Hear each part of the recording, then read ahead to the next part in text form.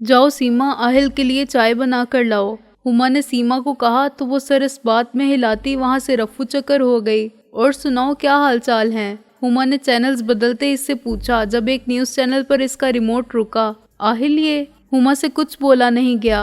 आहिल भी अपनी जगह सुन था।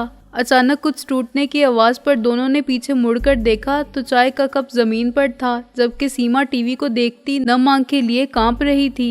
इन दोनों को एक नजर देखकर वो तेजी से अपने कमरे में भागी। सीमा, हुमा ने इसके पीछे जाना चाहा। भाभी रहने दे इसे, कुछ वक्त दें अकेले में। आहिल ने उन्हें समझाया और दोबारा से टीवी पर चलती न्यूज की तरफ मुतवज्जो हुआ। आज एक बार फिर इसका अपना, इसका हास इससे जुदा हो गया, मगर अब इसने खुद पर काबू पाना सीख लिया था। इसने कराची की टिकट का पता करवाया जो कल सुबह ही की मिली थी। आहिल ने फौरन बुक करवा ली। सीमा कमरे में दाखिल हुई तो एक जानी पहचानी सी खुशबू ने इसे अपने हिसार में ले लिया। इसने टेबल पर देखा तो एक और बुके वहां नजर आया, वही ब्लैक रोज वाला, और इसमें मौजूद एक कार्ड। सीमा छोटे छोटे कदम लिए आगे बढ़ी और कार्ड एहतियात से उठाया। उनो एदो सिंगुएंता पेराइर।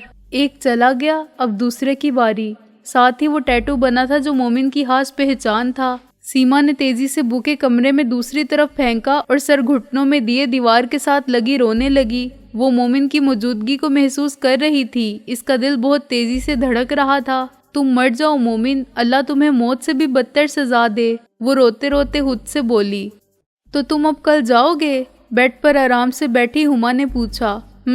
आहिल ने फकत सर हिलाया। ठीक है, फिर अब तुम आराम करो, सुबह की फ्लाइट है और आगे भी सफर लंबा है। हुमा बोली तो वो शब्बा खैर कहता इसके कमरे से निकल आया। वो अपने कमरे की तरफ बढ़ रहा था जब रास्ते में से सीमा के कमरे से सिसकियों की आवाज सुनाई दी। एक पल को तो दिल चाहा कि इस पर लानत भेजकर वहां से चला जाए, मगर कुछ सोचते हुए वो अंदर दाखिल हुआ तो सबसे पहली नजर सामने गिरे बुके और साथ गिरे हुए कार्ड पर पड़ी। कार्ड पर लिखी सितर पढ़कर इसकी रगें तन गईं। आहिल पिछले 3 सालों में बहुत सी जुबानों पर उबूर हासिल कर चुका था और स्पेनी जुबान इनमें से एक थी। आहिल, सीमा ने इसे देखा तो फौरन पुकारी। आहिल ने सर्द निगाहों से इसे देखा जो अंदर तक इसे हिला गई थी। आहिल, वो जिंदा है। मैंने कहा था ना कि वो जिंदा है। तुम में से किसी ने नहीं सुना, किसी ने बात नहीं मानी। वो यही है आहिल, यही है वो। मैं इसकी मौजूदगी महसूस कर सकती हूँ। सीमा बाल नोचते बोली। आहिल ने खुद को पुरसुकून किया क्योंकि इसे सीमा को भी पुरसुकून करना था।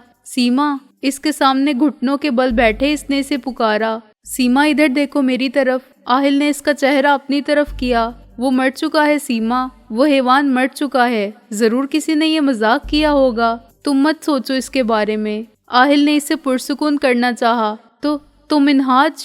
सीमा ने रोती आंखों से इसे देखा। सीमा, वो आहिल से कोई जवाब न बन पाया। हाँ मिनहाज, वो पुलिस में था ना। तुम जानती हो ना कि ऐसे पेशे के कितने दुश्मन होते हैं। आहिल ने इसे समझाया। झूठ बोल रहे हो तुम, बिल्कुल झूठ। इसे मोमिन ने मारा है। वो हैवान जिंदा है। इसी ने मारा है मिनहाज को और इस बच्चे को भी। वो बच्चा मेरे ही स्कूल का था आहिल, मैंने इसे देखा था। और वो सीमा का रोना उरूज पर था। बस सीमा, चुप कर जाओ। मर गया है वो, सुना तुमने? मर गया है वो, नहीं है जिंदा। नहीं मरा वो, झूठे हो तुम सब झूठे हो। सीमा ऊंची आवाज में चिल्लाई। ये देख रहे हो, महसूस कर रहे हो? ये धड़कन, वो यहाँ है, यहीं कहीं है वो। मैं महसूस कर सकती हूँ इसकी मौजूदगी। मेरा दिल इसे महसूस करता है। अपने दिल पर इसका हाथ रखे वो बोली। आहिल इसकी धड़कन आसानी से महसूस कर सकता था। तुम चाहे सीमा को जितना मर्जी बदकिरदार समझो, मगर वो बदकिरदार नहीं थी। इसने तो बस सच्ची मोहब्बत की थी,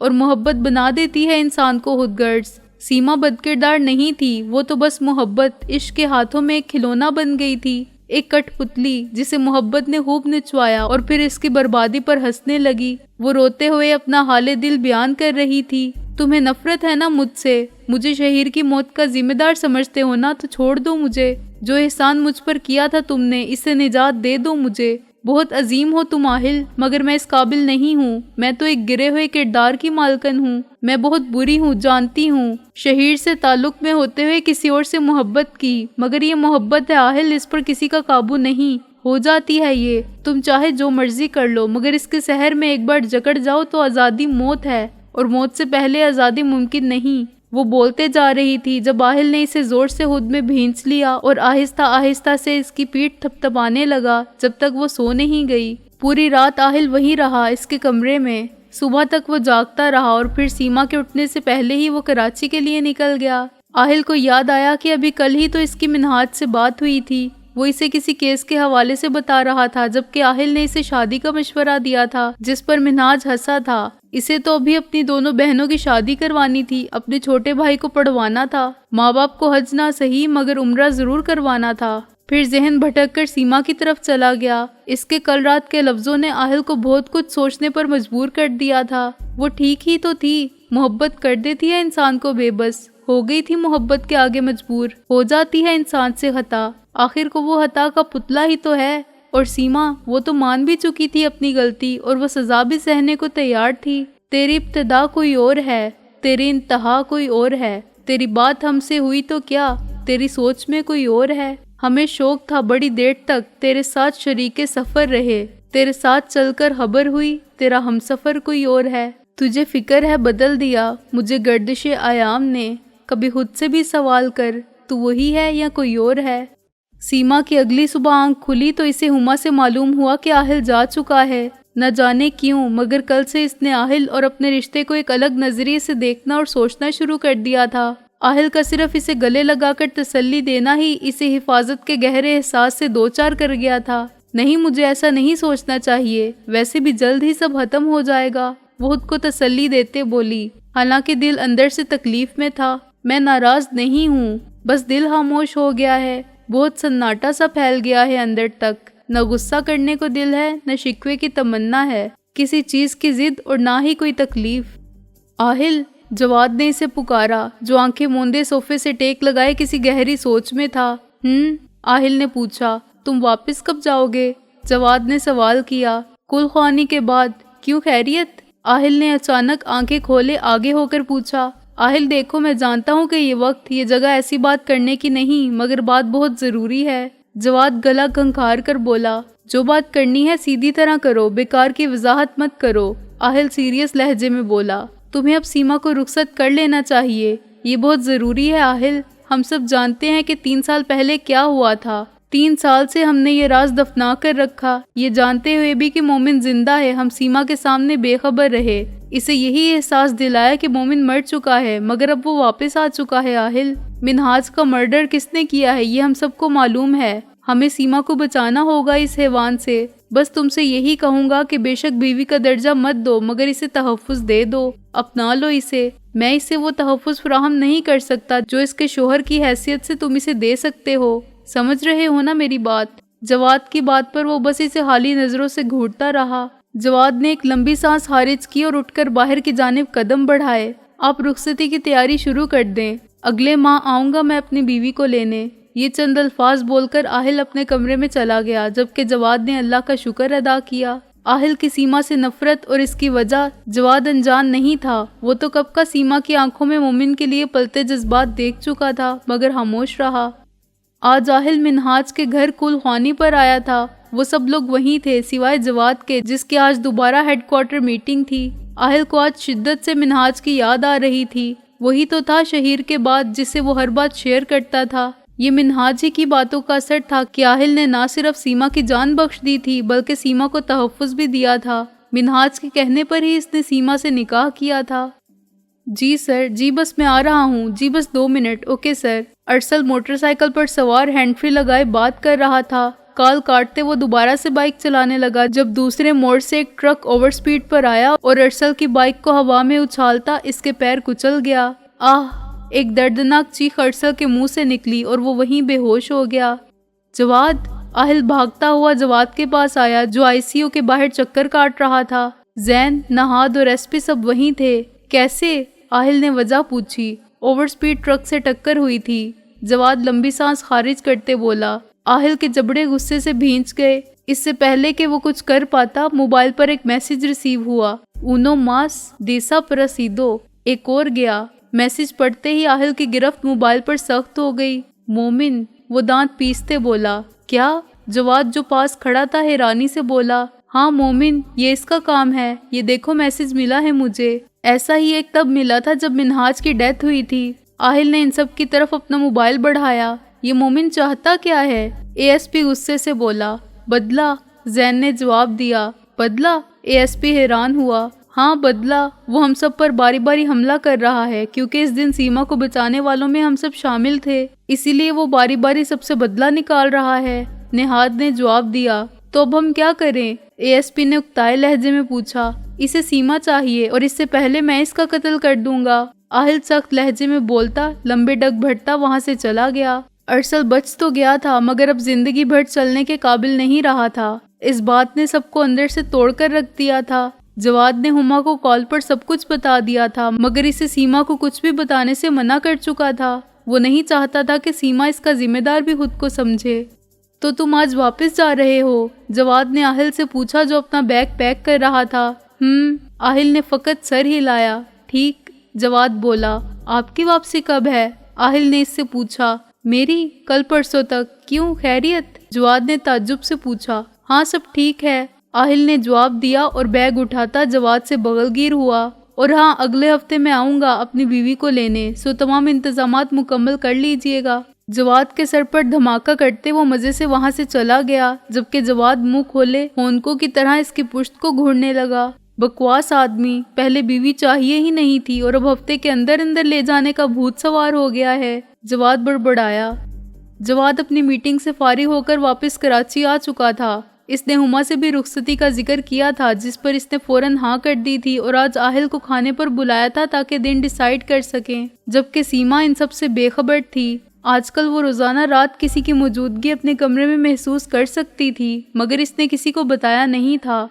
भाई आपने बुलाया? सीमा ने जवाद से पूछा जो कि लाउंज में आहिल, नेहाद और जैन के साथ बैठा था। हाँ सीमा, आओ, जरूरी बात करनी है तुमसे। जवाद ने एक नज़र इन तीनों को देखा और फिर सीमा से मुखातिब हुआ। जी कहिए। वहीं जवाद से थोड़े फासले पर बैठती वो बोली। सीमा, ध्यान से मेरी बात सुनना। जवाद जुबान होंठों पर फेरते बोला। 3 साल पहले जब मोमिन की वैन का एक्सीडेंट हुआ और वो मर गया था, वो मरा नहीं था सीमा, वो जिंदा था। जवाद नजरें नीची किए बोला। हाँ मुझे पता है वो जिंदा है, मैंने ही तो बताया था आप लोगों को, सीमा ने रसानी से जवाब दिया। नहीं सीमा, तुम्हें कुछ नहीं पता। बाहर लॉन देखते आहिल की नजरें एक पल को इससे टकराईं और दोबारा से नजरें पुराने मंजर पर जम गईं। आहिल की बात पर सीमा ने जवाद को देखा। मतलब? सीमा के पल्ले कुछ ना पड़ा। इसका मतलब ये है कि मोमिन कभी मरा ही नहीं था और हम अब से नहीं बल्कि पिछले 3 सालों से जानते थे कि मोमिन जिंदा है। इन दिनों तुम्हारी कंडीशन बहुत बुरी थी सीमा, इसीलिए तुम्हें कुछ नहीं बताया।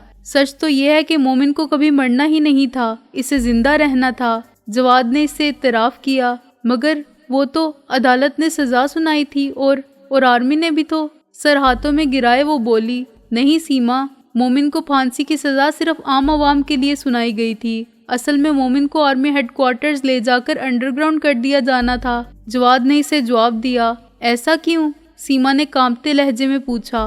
मोमिन सिर्फ वही नहीं जो हम इसे समझते थे सीमा, वो एक बहुत बड़ा स्मगलर है, इंसानी गोश्त का स्मगलर। मोमिन के हाथों न जाने कितने ही लोग मौत की घाट उतर चुके हैं। वो इंसानी गोश्त दुनिया के दूसरे मुल्कों में स्मगल करता है जहां इस जैसे और भी हैवान इंसानी रूप में छुपे बैठे हैं। ये एक बहुत बड़ा नेटवर्क है जो पूरी दुनिया में फैला हुआ है। जवाद ने बात खत्म की तो सीमा के चेहरे को देखा जिसका रंग सफेद हो चुका था। इसे डराओ मत और मुद्दे की बात करो। अब की बार नेहाद बोला। क्या बात? सीमा ने हैरत से पूछा। तुम्हारी रुखसती। अगले जुम्मे को आऊंगा तुम्हें रुखसत करवाने, तैयार रहना। अब जाओ, आहिल बेतासुर लहजे में बोला तो सीमा का दिल कांप उठा। इसने जवाद को फरियाद करती नजरों से देखा तो वो नजरें फेर गया। इसे मत देखो, बीवी हो तुम मेरी। ज्यादा ड्रामे किए तो जो 4 लोग साथ लाने हैं ना रुखसती के लिए, वो भी नहीं लाऊंगा। बल्कि ऐसा करते हैं, उठो चलो चलते हैं, बीवी हो तुम मेरी। आहिल इसकी तरफ आया और बाजू से पकड़कर अपने सामने खड़ा किया। भाई, वो जवाद को देखते बोली। तुम्हारा ये भाई भी कुछ नहीं कर सकता, चलो चलें। वो इसे वहां से घसीटते बोला। आहिल रुक जाओ, मत करो इसे तंग, हाथ छोड़ो और सीमा तुम कमरे में जाओ। जवाद आहिल को घूरते बोला तो इसने सीमा का हाथ छोड़ दिया, जबकि सीमा जवाद की बात पर तेजी से वहां से निकली। क्या? आहिल ने नेहाद और जैन को घूरा जो इसे मुस्कुराती नजरों से देख रहे थे। 2 दिल मिल रहे हैं मगर चुपके चुपके, जैन हल्की आवाज में बोला तो आहिल ने पास पड़े सोफे से कुशन उठाकर इसे मारा और वहां से बाहर के दरवाजे की तरफ बढ़ा। जुम्मे को आऊंगा, तैयारी रखना। हाँक लगाना नहीं भूला था वो। तुम ठीक हो? मेहंदी के झूले पर इसके बराबर बैठी हुमा ने पूछा। थक गई हूँ बहुत। हुमा को देखे वो बोली, बस थोड़ी देर और चंदा, फिर तुम्हें कमरे में भिजवा दूंगी। हुमा प्यार से इसे देखते बोली। मेहंदी का फंक्शन लॉन में रखा गया था, मगर हुमा के शरई पर्दे का एहसास करते हुए लॉन को 2 हिस्सों में तकसीम करके फंक्शन रखा गया था। एक तरफ सीमा और दूसरी जानिब आहिल की मेहंदी की रस्म अदा की जा रही थी। आप भी तो थक गई होंगी ना? सीमा ने इसकी हालत के पेश नज़र सवाल किया। हाँ, थोड़ा बहुत, हुमा मुस्कान चेहरे पर सजाए बोली, जबकि थकन के आसार वाज़िया थे। आप ही आराम कर लें, सीमा इसकी हालत देखते बोली। बस थोड़ी देर, हुमा इसका चेहरा थपथपाते बोली। अल्लाह अल्लाह करके मेहंदी का फंक्शन खत्म हुआ था और हुमा सीमा को इसके कमरे के बाहर छोड़कर खुद अपने कमरे में आराम करने चली गई थी। थकन से इसका पूरा जिस्म दर्द कर रहा था। रूम का दरवाजा खोलते ही वो अंदर दाखिल हुई तो अंधेरे ने इस्तकबाल किया। इससे पहले वो लाइट जलाती, एक वजूद ने इसे जोर से दीवार के साथ लगाया और इसके मुंह पर जोर से हाथ जमा दिया ताकि वो चीख ना सके। मियां मोर, वही सरसराता लहजा, आवाज नहीं निकलनी चाहिए। इसके लहजे में वार्निंग थी। मोमिन, सीमा कांपते लहजे में बोली। माई माई माई नूर, तो तुमने मुझे पहचान लिया? इसके बिल्कुल करीब खड़ा वो बोला। जानती हो, बहुत मिस किया मैंने तुम्हें। 3 साल। एक हाथ की उंगली से इसने 3 का इशारा बनाया। हालांकि अंधेरे में वो इसे नहीं देख सकती थी, मगर महसूस शिद्दत से कर रही थी। 3 साल रही हो तुम इस जहन पर सवार, और ये क्या, तुम शादी कर रही हो? नूर, तुम ऐसा कैसे कर सकती हो? धोखा दिया है तुमने मुझे। तुम तो मुझसे मोहब्बत करती थी ना, और इस साहिल से नफरत। इसकी काली आंखों से वहशत होती थी ना तुम्हें, तो ऐसा क्यों? सीमा को इसके लफ्जों से खौफ महसूस हो रहा था। अच्छा सब छोड़ो, बस इतना बताओ, मुझे मिस किया? अरे बोलो। शिट, तुम बोल क्यों नहीं रही? ओ याद आया, तुम्हें तो कुछ बोलने की इजाजत नहीं। मोमिन इसकी हालत से मजे लेते बोला। खैर, एक बात अपने दिमाग में बिठा लो अच्छे से। अगर तुम्हें लगता है ना कि मैं इतनी आसानी से तुम्हें जाने दूंगा, तो ये तुम्हारी खामख्याली है। तुम सिर्फ मेरा शिकार हो नूर। 3 सालों से इस दिन का इंतजार किया है मैंने, और अब मैं यूं अपनी मेहनत पर पानी फेरने नहीं दूंगा। सख्त लहजे में वो बोला। जब सीमा को इसका हाथ अपनी गर्दन पर फेरता महसूस हुआ, इसने मोमिन की गिरफ्त से खुद को छुड़वाना चाहा। ये निशान। मोमिन इसकी गर्दन पर बने इस निशान पर उंगली फेरते दिलकशी से मुस्कुराया। तुम जानती हो इसका मतलब क्या है? इसका मतलब ये है कि तुम मेरी हो, सिर्फ मेरी, और इतनी आसानी से अपनी चीज किसी और को नहीं देता मैं। अगर तुम्हें लगता है, तुम्हारी सोच है कि वाहिल तुम्हें ले जाएगा, तो मुझे अफसोस है कि ऐसा कभी भी नहीं होगा। इसकी उंगली इस निशान को छू रही थी, जबकि इसका लिम्स सीमा को झुलसा रहा था। एक नामहरम का लिम्स किस कदर तकलीफदेह होता है, सीमा को महसूस हो रहा था। वो अपने अल्लाह से दुआएं कर रही थी, इल्तिजा थी कि कोई इसे बचा ले। एसहोरा दे कुए में वाया पेरो एस्तावेज वेदराज एमी पोर लोस सिगलोस दे लोस सिगलोस। अभी तो मैं जा रहा हूँ, मगर याद रखना इस बार कि तुम मेरे पास आओगी, हमेशा हमेशा के लिए। सरसराते लहजे में बोलता, इसका सर्द वजूद छोड़ता वो खिड़की के जरिए बाहर निकल गया। मोमिन के जाते ही सीमा का वजूद दीवार के साथ जमीन पर ढह गया। सीमा, आहिल फूली सांसों के साथ कमरे में दाखिल हुआ और फौरन सीमा को जाकर थामा। और भाई दूल्हे राजा, कैसा फील कर रहे हो? जैन आहिल के बराबर बैठा शरारत से बोला। तुमसे मतलब? इसका ठंडा ठाड़ जवाब। हद है वैसे, बंदा थोड़ा सा तो मुस्कुरा ले। जैन ने मुंह बनाया। तुम मुस्कुरा रहे हो ना, काफी है। आहिल आसमान की तरफ देखकर बोला। जब इसे सीमा के कमरे के पास दरख्त पर कुछ हलचल महसूस हुई। देखते देखते दरख्तों की ओर से एक वजूद कमरे में दाखिल हुआ। सीमा कहाँ है? अचानक अपनी जगह से उठते इसने पूछा। वाह भाई वाह, अभी मुस्कुरा भी नहीं रहा था और अब कैसे दुल्हन से मिलना है? देख बच्चे, ये इंग्लैंड नहीं पाकिस्तान है। हमारी लड़कियां पर्दा करती हैं रुखसती से पहले। जैन बोला तो आहिल इसकी बकवास इग्नोर करता इनकी तरफ आते जवाद की तरफ बढ़ा। जवाद, सीमा कहाँ है? आहिल ने तेजी से पूछा। वो अपने कमरे में। क्यों, खैरियत? जवाद ने पूछा। हाँ, वो कुछ जरूरी बात करनी है इससे। कोशिश करना कोई इसके कमरे में ना आए। आहिल अंदर की तरफ बढ़ा, मगर वहाँ भी ढोलक पर बैठी औरतों ने इसे रोक लिया, जिनमें मिस परवीन भी थी। अरे दूल्हे मियाँ, कहाँ चले? मिस परवीन बोली तो सब हंस दी। वो वॉशरूम। आहिल जवाब देते ऊपर की जानिब भागा तो पीछे से सबके मायनी हेस कह कहे गूंजे। सीमा। आहिल फूली सांसों के साथ कमरे में दाखिल हुआ और फौरन सीमा को जाकर थामा। आहिल, वो इसके सीने से लगे फूट फूट कर रो दी। आहिल, वो यहाँ आया था, यहीं था अभी। बोला मुझे नहीं होने देगा तुम्हारा, नहीं होने देगा शादी। मैं इसका शिकार हूँ। वो मुझे जिंदा नहीं छोड़ेगा, मार देगा मुझे। इसकी कमीज को मुट्ठियों में भींचे वो रोते रोते बोली तो आहिल की आंखें सुर्ख हो गईं। इसने बहुत मुश्किल से सीमा को संभाला था और फिर जवाद को हालात से आगाह करता पूरी रात इसने सीमा के कमरे में मौजूद सोफे पर जाकर गुजारी, जबकि पूरी रात सीमा नींद में भी कांपती रही। फजर के वक्त आहिल वहां से गया था। सुबह ही सुबह पूरे घर में रश मचा हुआ था। सीमा पॉलर से तैयार होकर आ चुकी थी। हुमा इसे रूम में छोड़ आई थी। जब वो कमरे में दाखिल हुई तो गुलाबों का बुके देखकर वो पल भर को तो चौंकी, मगर फिर सुकून का सांस खारिज किया क्योंकि बुके लाल गुलाब का था, ना कि ब्लैक रोज का। सीमा ने आगे बढ़कर फूलों को सूंघा तो इसे इनकी खुशबू अजीब सी लगी। इसने फूलों को छुआ तो लाल रंग इसकी उंगलियों को लगा। इसकी आंखें खौफ और हैरत से फैल गईं क्योंकि वो खून था। इतने में बारात आने का एकदम शोर मच गया। बुके के अंदर एक छोटा सा कार्ड नजर आया। सीमा ने कांपते हाथों से कार्ड खोला। उन अल्मा इंसोंते वे ए पगर तुस ओब्रास, तुम्हारे किए की सजा एक मासूम जान को मिलेगी। सीमा इस सतर को समझ तो नहीं पाई, मगर एक दिलहराश चीख सुनकर इसका दिल दहल गया था। अपना भारी काम वाला लहंगा संभालती वो सीढ़ियों की तरफ बढ़ी तो नीचे का मंजर देखकर इसका दिल दहल गया। इसकी बहन खून में लथपथ जमीन पर गिरी हुई थी। जब जवाद ने इसे बाहों में उठाया और बाहर की तरफ भागा। आपी, सीमा के लब फड़फड़ाए तो आहिल जो वहीं था तेजी से सीढ़ियां फलांगता सीमा की तरफ आया और इसे लिए कमरे में दाखिल हुआ। सामने रेड रोज का बुके और इस पर लगा खून देखकर वो हैरान हुआ। फिर वो छोटा सा कार्ड। आहिल ने इसे खोला तो इसमें लिखी सितर पढ़कर इसके माथे की रगें तन गईं। मोमिन, आहिल चीखा। सीमा ने खौफ से इसे देखा, मगर पल भर में सब कुछ समझ आ गया। ये सब मेरी वजह से हुआ है। इसने कहा था कि वो शादी नहीं होने देगा मेरी, वो नहीं छोड़ेगा मुझे। सीमा रोते रोते बोली तो आहिल ने इसे गले लगा लिया। कुछ नहीं होगा सीमा, कुछ भी नहीं, बिलीव मी। चलो। कहाँ? सीमा ने हैरत से पूछा। मेरे घर, हमारे घर। कहते ही वो इसे अपने साथ नीचे ले आया। मैं अपनी बीवी को अपने साथ ले जा रहा हूँ। हम थोड़ी देर तक हॉस्पिटल आएंगे, तुम भी वहीं आ जाओ। जैन को ऑर्डर देता वो बिना किसी पर नजर डाले इसे अपने साथ ले गया। सीमा और आहिल फ्रेश होने के बाद अस्पताल आए थे। जब उन्हें हुमा के मिसकैरेज का पता चला, वजह पाँव का फिसलना था। हुमा के मुताबिक सीढ़ियों पर तेल गिरा हुआ था जिसकी वजह से इसका पैर फिसला था। सीमा इसकी कसूरवार भी खुद को समझ रही थी। इसमें हिम्मत नहीं थी हुमा से मिलने की, मगर आहिल के इसरार पर मिलने गई थी वो। आपी, सीमा ने इसे पुकारा। सीमा, मेरा बच्चा, वो रोते बोली तो सीमा की आंखें भी भीग गईं।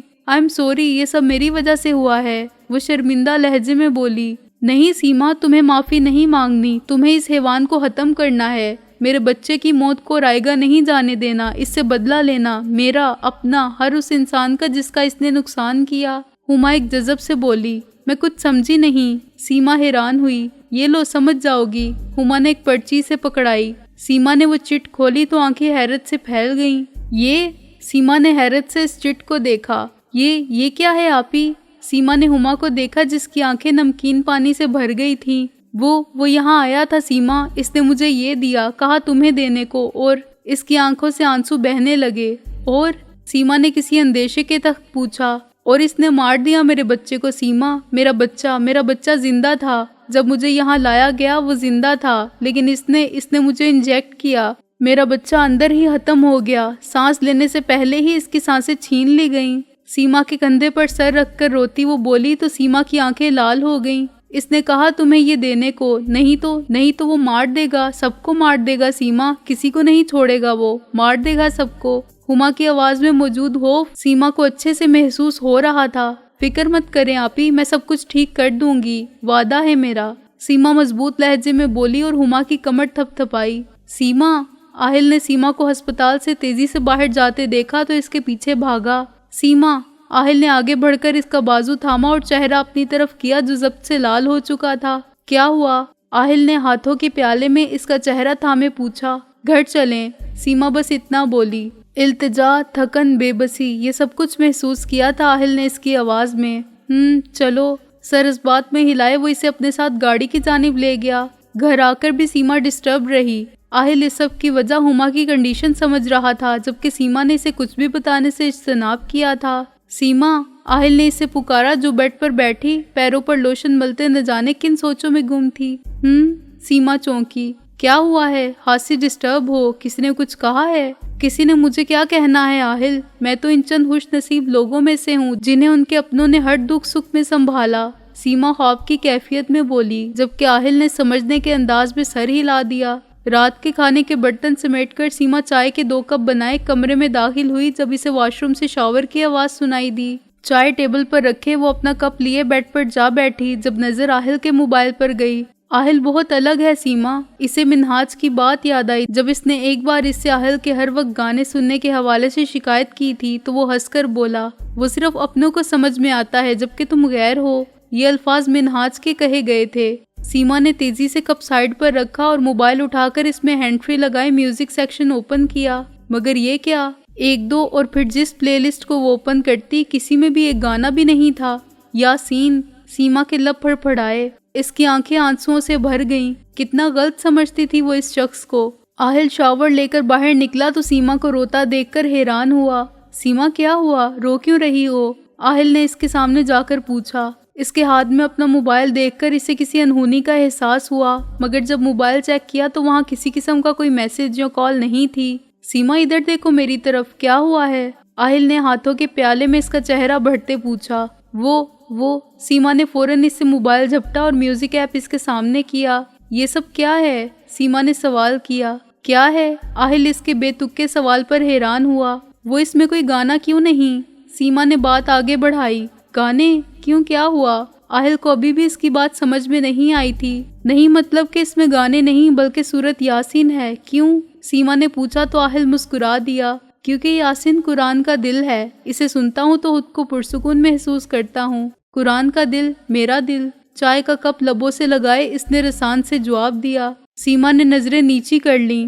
वो शर्मिंदगी के बाइस इन्हें उठा नहीं पाई। आहिल जब तक कमरे में रहा चाय पीता इसका चेहरा देखता रहा। वो इसके चेहरे पर शर्मिंदगी के आसार देख सकता था मगर कुछ बोला नहीं।